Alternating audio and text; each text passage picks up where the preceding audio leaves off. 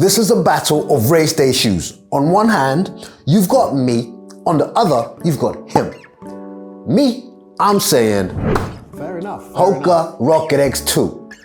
Him, and then me, I think, New Balance's SC Elite V4. It's just come out. It's definitely a shoe you have to pay attention to. We're gonna put these shoes head to head to help you guys decide which one of these you'd wanna get. Let's get into it. My name is Aubrey and I'm a runner and I'm good with being me. On this one, we're gonna put these two race day shoes head to head. Do you go with New Balance's SC Elite V4 or Hoka's Rocket X2? We're gonna put these shoes head to head. You know what? Let's start with this because it's so crucial. Are these shoes true to size? Unfortunately not. My Rocket X2, I had to go a half size up simply because it felt a bit too narrow and tight, and therefore from my UK 9.5, I then had to go to a UK 10, and that fits me perfectly. In fact, it's what I've done my 10K PB in. However, that's gonna change a few things like the weight. You see, when we compare, this is a UK 10 and it came in at 235 grams. However, that's still lighter. Hold on. I was about to pick up the other shoe when in fact I could just do this. Then the New Balance SC Elite V4, because this is 245 grams in a 9.5.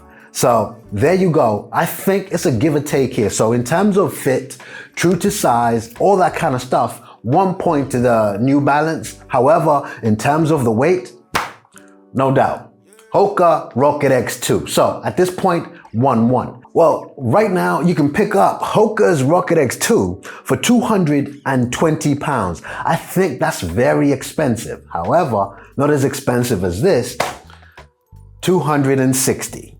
So again, 2-1 to Hoka's Rocket X2. Now the next bit is not really one you can award points for. To me, it's all about how it then feels underfoot. However, let me tell you about the stack. Now, take that info and do with it as you will. To me, I don't really care about those numbers. Rather, it's about the fit and how it feels underfoot, which I'm about to get into. So no points for that category. I just wanted to give you those specs. All right, now this is the most important category, the look. You see, this shoe here versus that shoe there, let me put them here so you can see them all together at once.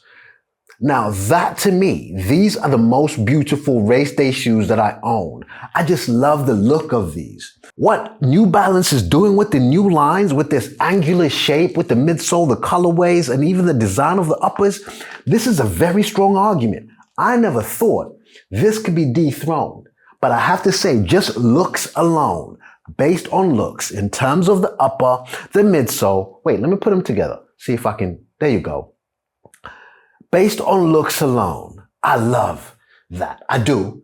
But my 1 point goes to New Balance's SC Elite V4. Let's go. So let's start with the heel. And this is quite interesting. If you look at the heels of these two shoes, I look at padding. I like comfort. Now, what New Balance has done, and I'll show you in this one, in giving you the padding within the heel, they've won me over there. But what you can't ignore and you can't see very clearly in the Rocket X2, within the inside of that heel, there is padding, two pads that come on either side and actually allowing your Achilles a bit more space. That's very intentional. However, I'm going to give the heel simply for the padding and the lockdown and the comfort. There you go to New Balance's SC Elite V4. Let's talk about the tongue. No brainer. New Balance, next time, please gusset this thing. Wait, let's go to this one. New Balance, please, do some gusseting. Do some gusseting. You have to. And then the other thing about the tongue, which both shoes kind of fail at, in my opinion, is the tongue on the SC Elite V4 is a very thin one, and so is the Rocket X2, to be honest. What I would have loved for these two shoes to do is to give you a bit of padding, to not maintain the structure of the tongue all the way through, but just a little bit of padding at the top to allow you to, when you do the laces, that pressure is taken off. That is a bit more felt in the SC Elite V4 simply because of how thin these laces are as compared to the laces on the Rocket X2. They've got a bit more of a flat profile and therefore feel a bit more comfortable, as opposed to these thin ones that when you tie down on those laces, you will feel it, but not too much that it becomes uncomfortable. I just thought it's a point to consider. Lacing systems, honestly, nothing to talk about. There is literally nothing we can say. And bring it here. Nothing we can say. The only thing I would say, and the laces are easily replaceable. I don't even want to make an issue of this, but if I have to pick, I do prefer the flat profile laces within the Rocket X2 as opposed to these thin ones. I therefore have to award the point to the Rocket X2. Just my opinion. Okay, so when it comes to the upper, I talk about it in two ways. Performance and appearance. We've already said about appearance, giving it to the SC Elite V4, but in terms of the performance, I talk about breathability. Check that out. If I do this and turn it, there are some places where you'll be able to see the light in the other side of the room because of how breathable this shoe is. Don't get me wrong, this is also breathable, but this is wool. Wait. Can you see the lights in the other? No. This is wool. Therefore, somebody has to win. If you talk appearance, however, no brainer to me. I'm loving the appearance of the upper on the SC Elite V4. In terms of performance, we'll go to there. So it's a tie. I'm not giving any points there because the look is also important. I'm not even going to lie to you. To me personally, it's important. So we're still at a tie. Okay, the midsole. Now this is where this comparison becomes useful. I told you, 40 versus 36, 36 versus 31. So at the highest point is the lowest point in this shoe. However, when you put the shoes on, you can't really tell them apart. I genuinely couldn't. I put both shoes on, I gave it a walk, I gave it a run, and I can't tell them apart from one thing. And I say this being a mid-foot, forefoot striker. When you hold the shoe and you see that, you can see that it's a flat profile all the way on the midsole up until it rocks at the front over here. Whereas this shoe almost feels like that rocker is quite constant. I don't know if what I'm saying makes sense, but the rocker is exaggerated here and it almost picks off even at the back, giving you somewhat of a protrusion right in the middle of the shoe. And that's where I feel the cushion the most. These are the things we now need to consider because I have to award a point.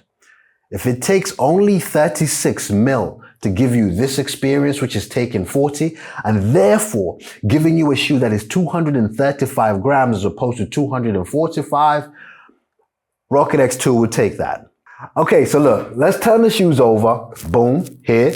Let's talk about outsoles. Now, normally when you talk outsoles, you talk two things. The resilience of the outsole for durability, as well as how much grip does it really offer? How tacky is it against whatever terrain you're going to be running in? Now, I can't talk durability. This is a very new shoe. In fact, so is this, to be honest, and I haven't pushed these shoes to really find out. In terms of how grippy they are, they're both even. I don't have any problems with either of them. Therefore, the only decision I can really base this comparison on would be coverage of the outsole to protect the midsole. Here is the Rocket X2, and there is the SC Elite V4.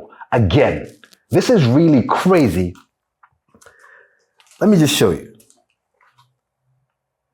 You would literally be nitpicking to find it. They seem to have the same kind of pattern, but if I'm going to talk about coverage, honestly, look, there is literally nothing between these shoes. Nothing. Again, that's a tie. So at this point, I've forgotten what the scores are. When I've watched it back to go edit, I've then put the numbers there for the Rocket X2 and there for the SC Elite V4. Put all those numbers aside. You see, this shoe has a track record. Actually, do you know what? It still has the timing chip on it from my 10K PB run. It's got a track record. It's giving me my 10K PB and I love this shoe for it. However, this shoe has also rocked up and you know what? It's making waves. It's really making waves. Excellent shoe. Now here's where I want to just be honest. Which of these two shoes should you buy? And it's going to be unfair because I haven't pushed this one as much as I want to. However, with the running I've done in both, I have to say my number one pick will be driven by the number one factor, which is price. 260 versus 220 for very much an even running shoe. Honestly, if you can get either of these, you're not gonna go wrong. But if I can save 40 pounds in doing so, there you go. That is my pick, Hoka's Rocket X2. I'll see you on the next one.